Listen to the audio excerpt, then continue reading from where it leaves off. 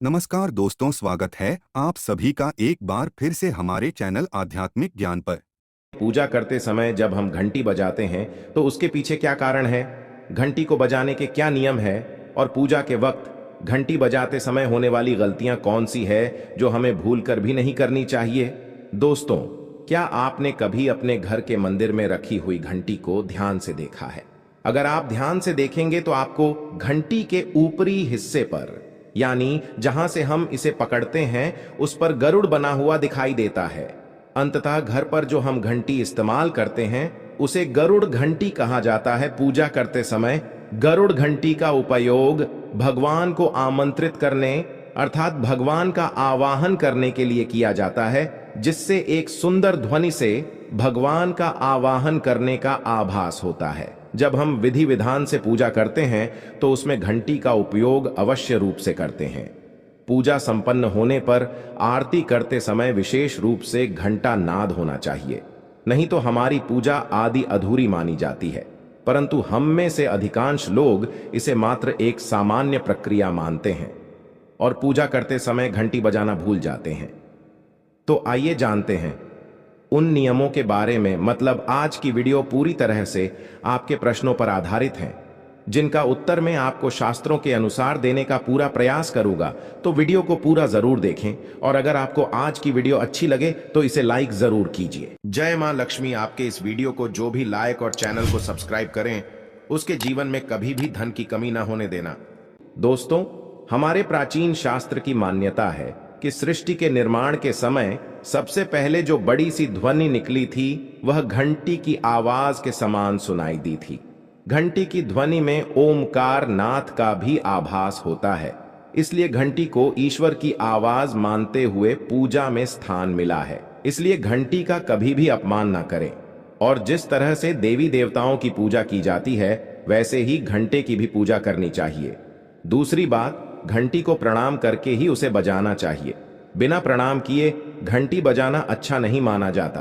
दोस्तों, आपने अक्सर यह महसूस किया होगा कि पूजा करते समय जैसे ही घंटी बजाई जाती है तो पूरे घर के साथ साथ संपूर्ण वातावरण शुद्ध और पवित्र सा हो जाता है और चारों ओर सकारात्मकता फैल जाती है। लेकिन यदि हम नियमों को नजरअंदाज कर देते हैं तो हमें इसका संपूर्ण फल नहीं मिल पाता है।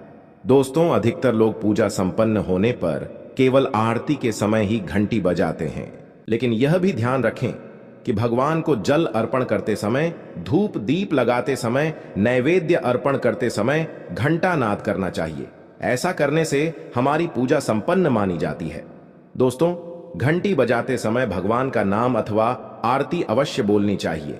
1 या 2 मिनट ही क्यों ना हो, परंतु प्रतिदिन सुबह शाम घर में घंटी अवश्य बजानी चाहिए। यदि आपको अपने घर में या अपने आप में नकारात्मकता महसूस हो तो आप थोड़ी देर के लिए भगवान के सामने घंटी अवश्य बजाए, सारी नकारात्मकता नष्ट हो जाएगी। दोस्तों, पूजा घर में शनि महाराज एकांत विरह, उदासीनता और वैराग्य के देवता माने जाते हैं, जबकि गृहस्थी को चलाने के लिए राग प्रेम एवं भौतिक चीजों की जरूरत होती है। इसलिए शनि महाराज की मूर्ति को घर में नहीं लाना चाहिए। दोस्तों, सबसे पहले बात, दीपक और धूपदान की भारत की परंपरा मिट्टी से जुड़ी हुई है, इसीलिए मंदिर में पारंपरिक मिट्टी का दीपक अवश्य होना चाहिए। अगर आप मिट्टी का दीपक नहीं रख सकते हैं तो धातु के दीपक का उपयोग करें। अगर भगवान में आपकी आस्था ज्यादा हो तो आप उपला रखकर गुड़ और घी का धूप भी दे सकते हैं। ऐसा करने से घर में सुख शांति बनी रहती है। दूसरी चीज, घर के मंदिर में स्वस्तिक अवश्य होना चाहिए। या तो आप इसे रोली से बना लें, क्योंकि स्वस्तिक आपके घर की शक्ति, सौभाग्य, समृद्धि और शुभता का प्रतीक माना जाता है। यही मुख्य कारण है कि कोई भी शुभ कार्य करने से पहले स्वस्तिक का चिन्ह अवश्य बनाया जाता है। तीसरी चीज है कलश। भगवान श्री कृष्ण कहते हैं कलश सुख और समृद्धि का प्रतीक है। अपने मंदिर में रोली कुमकुम से स्वस्तिक बनाकर उस पर मंगल कलश अवश्य रखें। ऐसा करने से घर में सदैव समृद्धि बनी रहती है और ऐश्वर्य की प्राप्ति होती है।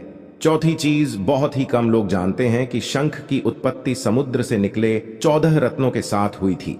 इसी कारण से शंख मां लक्ष्मी को अत्यंत प्रिय है। शंख की ध्वनि से सकारात्मक ऊर्जा का भी संचार होता है, इसीलिए मंदिर में शंख अवश्य होना चाहिए। शंख के घर में उपस्थिति से मां लक्ष्मी भी प्रसन्न होती है और उस घर में कभी भी धन की कमी महसूस नहीं होती। पांचवी चीज, मंदिर में आपने घंटी अवश्य देखी होगी, क्योंकि घंटी को शुभ माना जाता है। इसीलिए जब जब घर के मंदिर में घंटी की आवाज होती है, वहां का वातावरण शुद्ध और पवित्र बनता है। जिस घर में पूजा के दौरान घंटी बजाई जाती है, उस घर के आसपास की सभी नकारात्मक शक्तियां दूर हो जाती हैं और साथ ही सुख समृद्धि के द्वार खुलने लगते हैं। तो यह हैं वे वस्तुएं जिन्हें घर के मंदिर में जरूर रखनी चाहिए। आइए अब जान लेते हैं कि घर के मंदिर में कौन सी चीजें कभी नहीं रखनी चाहिए। सबसे पहली चीज, गणेश जी की मूर्ति। घर में कभी भी गणेश जी की मूर्ति 3 अथवा 5 ऐसी विषम संख्या में ना रखें। अपने मंदिर में गणेश जी की केवल 2 मूर्तियां रखें, इसे शुभ माना जाता है। अगर आप अपने मंगल की कामना करते हैं तो गणेश जी की मूर्ति मुख्य द्वार पर अंदर की तरफ मुख करके लगा ले। कई लोग ये गलती करते हैं कि मुख्य द्वार पर गणेश जी की मूर्ति बाहर की ओर मुख करके लगा देते हैं, जिससे उन्हें काफी नुकसान का सामना करना पड़ता है। अगर आप चाहे तो मुख्य द्वार के दोनों ओर लगा दें या फिर मुख्य द्वार के अंदर की ओर लगाइए, लेकिन बाहर की ओर कभी भी नहीं लगानी चाहिए। दूसरी चीज, टूटे हुए चावल। अपने मंदिर में कभी भी टूटे हुए चावल ना रखें। इसके साथ ही पुराने चढ़ाए हुए चावल अधिक समय तक न रखें, यह नकारात्मक ऊर्जा फैलाते हैं। यह बात भी ध्यान रहे कि आप मंदिर में रखने वाले चावलों का इस्तेमाल हल्दी में भिगोकर ही करें, इससे अधिक शुभ परिणाम मिलेंगे। 3, पूर्वजों की तस्वीरें। इसके साथ ही अगर आपके घर के मंदिर में पूर्वजों की तस्वीरें रखी हुई हैं तो उन्हें तत्काल बाहर निकाल दें। यह आपके परिवार के लिए काफी अशुभ है। धर्म ग्रंथों के अनुसार पूर्वज पूजनीय है, लेकिन वह देवताओं के बराबर नहीं है। इसलिए अपने पूजा घर में कभी भी मृत परिजनों की तस्वीरें ना रखें। यह आपके लिए अशुभ संकेत है। इसके परिणाम भी काफी घातक हो सकते हैं और मंदिर का वातावरण भी नकारात्मक हो सकता है। इसके अलावा अगर आप किसी साधु संत को मानते हैं तो उनकी तस्वीर भी घर की किसी दीवार पर लगाएं। उसे पूजा घर में भूल से भी ना रखें। यह घर के वातावरण को नकारात्मक बनाता है। इसके साथ ही महाकाली काल भैरव की मूर्तियां भी पूजा घर में नहीं रखनी चाहिए। और हां दोस्तों, ध्यान रहे कि मां लक्ष्मी के खड़े स्वरूप की पूजा मत कीजिएगा, क्योंकि मां लक्ष्मी हमेशा बैठी हुई मुद्रा में होती है, इसलिए उनके बैठे हुए स्वरूप को ही पूजना सही है। चलिए दोस्तों, अब हम आपको बताते हैं उन अति महत्वपूर्ण चीजों के बारे में जो आपके पूजा घर में होनी ही चाहिए।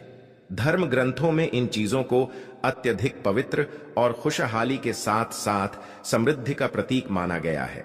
ये चीजें आपको खुशियों की चौखट पर खड़ा करती है, इसलिए ये आपके मंदिर में होनी ही चाहिए।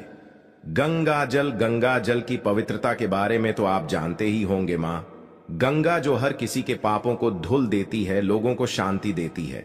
अगर आप भी अपने जीवन में सुख और शांति कायम रखना चाहते हैं तो घर के मंदिर में गंगा जल होना ही चाहिए। इसके लिए आप एक तांबे के पात्र में गंगा जल को भरकर रख सकते हैं। यह आपके परिवार में सुख शांति का प्रतीक है, जो घर की पवित्रता को भी बनाए रखता है। इसलिए कभी भी प्लास्टिक की बोतल या अपवित्र बर्तन जैसे स्टील या लोहे के बर्तनों में गंगा जल नहीं रखना चाहिए। यह अशुभ होता है। और अगर आप महालक्ष्मी को प्रसन्न करना चाहते हैं तो पूजा करते समय मां लक्ष्मी को कमल का फूल चढ़ाएं। मां लक्ष्मी कमल के फूल पर ही विराजमान रहती है। उन्हें बेहद प्रिय होता है, क्योंकि ये कीचड़ से निकलकर भी दुनिया में खूबसूरती और पवित्रता बिखेरता है। इसलिए माता लक्ष्मी की पूजा करते समय कमल का फूल जरूर चढ़ाना चाहिए।